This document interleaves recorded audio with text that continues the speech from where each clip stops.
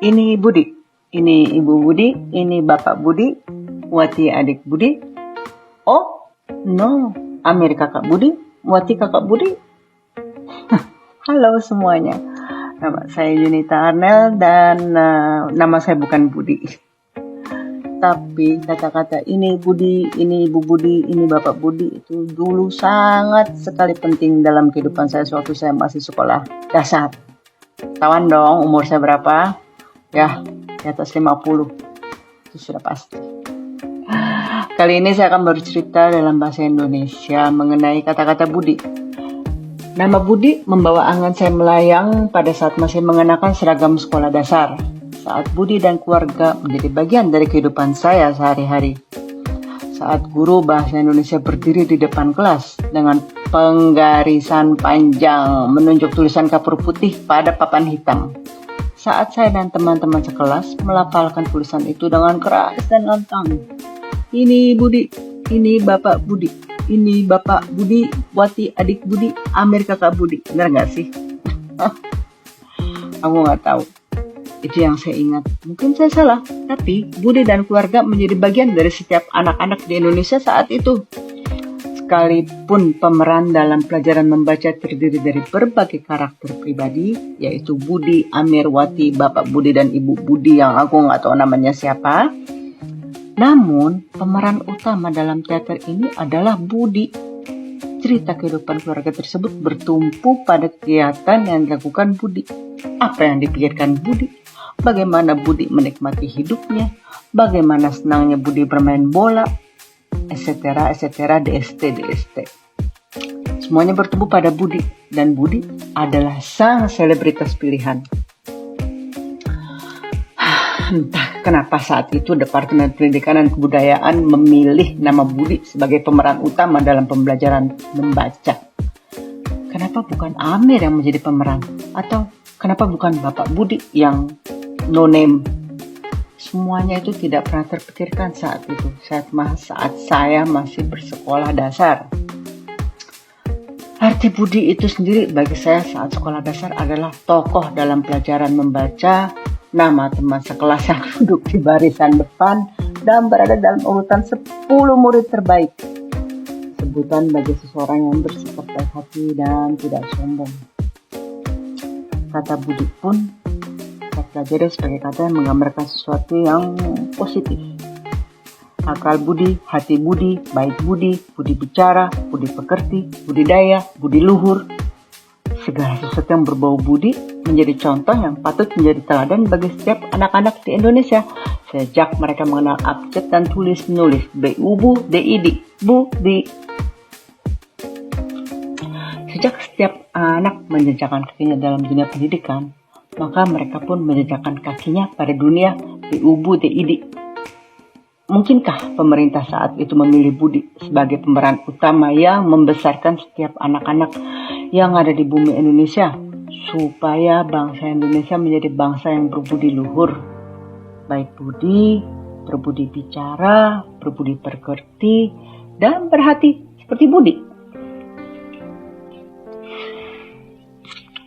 Tentu saja setiap bangsa di muka dunia ini menginginkan menjadi bangsa yang baik dan berbudi. Setidaknya terlihat seperti bangsa baik dan berbudi. Begitu juga dengan bangsa yang lahir dan hidup di bumi pertiwi Indonesia.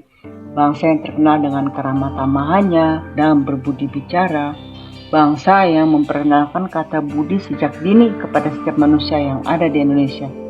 Jadi sudah sewajarnya jika bangsa Indonesia bisa menjadi bangsa yang berbudi.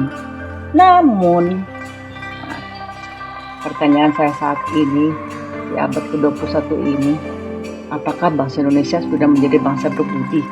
Atau sudah tepatkah aplikasi budi ke dalam setiap jiwa bangsa Indonesia? Budiman dan Budiwati Indonesia yang terhormat, pada akhir abad ke-20 situasi di Indonesia secara kasat mata dapat dikatakan berbudi dan dihidupi oleh para budiman Budiwati. Nama-nama koruptor yang tercuat pun hanya sedikit dibandingkan pada awal abad ke-21. beberapa teman berpendapat secara kecut asam Jawa bahwa memang pada awal abad ke-21, koruptor yang ada berjumlah banyak, gotong royong rame-rame membuat dunianya menjadi hijaulah jinawi. Tapi sekalipun di akhir abad ke-20 hanya sedikit jumlah koruptor yang ngetop. Namun, kualitas kerusakan yang terjadi sebanding atau lebih dengan para gerombolan koruptor awal abad ke-21. Karena kuantitas tidak selalu mempengaruhi kualitas, maka kuantitas koruptor yang sedikit di akhir abad ke-20 bukan berarti kerugian negara dan kesusahan penduduk lebih sedikit dibandingkan awal abad ke-21. Lalu benarkah di awal abad ke-21 ini Indonesia hanya dipenuhi dengan orang-orang yang tidak berbudi? Susah saja, Indonesia tidak hanya dipenuhi oleh mereka. Pelosok pedalaman, desa, kampung, tempat di mana alam masih menjadi guru dan teknologi masih gagap pakai, saya masih banyak menemui orang-orang berbudi.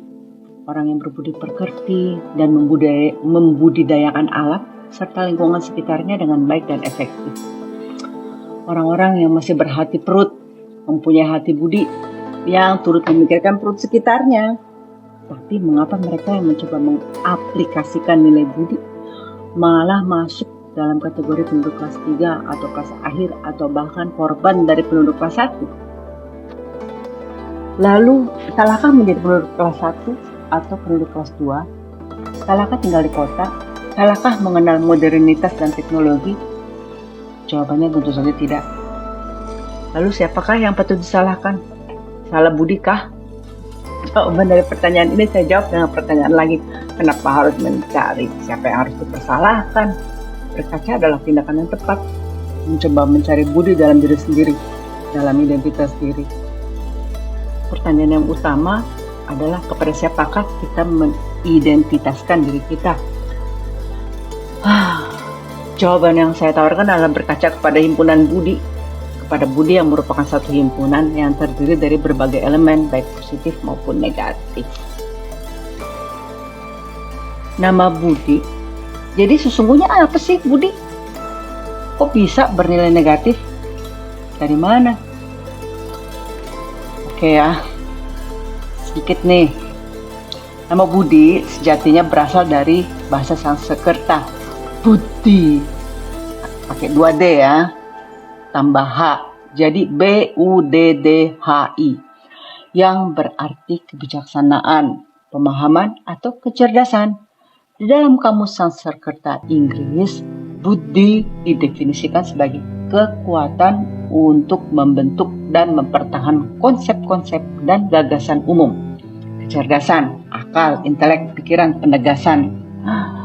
Buddhi dalam bahasa Sanskerta adalah kata benda yang berhubungan dengan kebijaksanaan dan kecerdasan, mempunyai kemampuan dalam berpikir, serta mempunyai sifat diskriminatif. Artinya, yang mampu membedakan kebenaran dari kebohongan, sehingga dapat bertindak bijaksana. Jadi jangan salah, diskriminatif di sini masuk ke dalam posisi positif, di mana dengan diskriminatif itu kita bisa menemukan, bisa mendapatkan kebenaran dari kebohongan untuk bisa bersikap bijaksana. Dalam mitologi Hindu, Buddhi adalah nama dari istri Ganesha, di mana Ganesha juga dikenal dengan nama Buddhi Priya, yang berarti suami Buddhi, yang juga bisa berarti suka kecerdasan, karena Buddhi itu cerdas, Priya itu artinya suka. Salah satu ya definisinya. Buddhi juga merupakan salah satu filsafat India yang berisikan seperangkat alat-alat pengetahuan, kearifan, dan keputusan. Suatu pengetahuan yang membuat seorang menjadi kuat, sehingga mampu membentuk serta memutuskan, mempertahankan satu konsep. Jadi, arti Buddhi adalah himpunan dari segala tabiat, akhlak, watak, perbuatan baik, daya upaya, ikhtiar, tingkah laku, tutur kata, kesopanan, perangai, akhlak, kecerdikan, daya upaya, menipu atau tipu daya, yang semuanya dianggap sebagai satu kesatuan. Jadi, budi yang tepat dan jujur menggambarkan seorang manusia yang utuh, yang mempunyai sifat positif dan negatif, tapi mempunyai kebijaksanaan.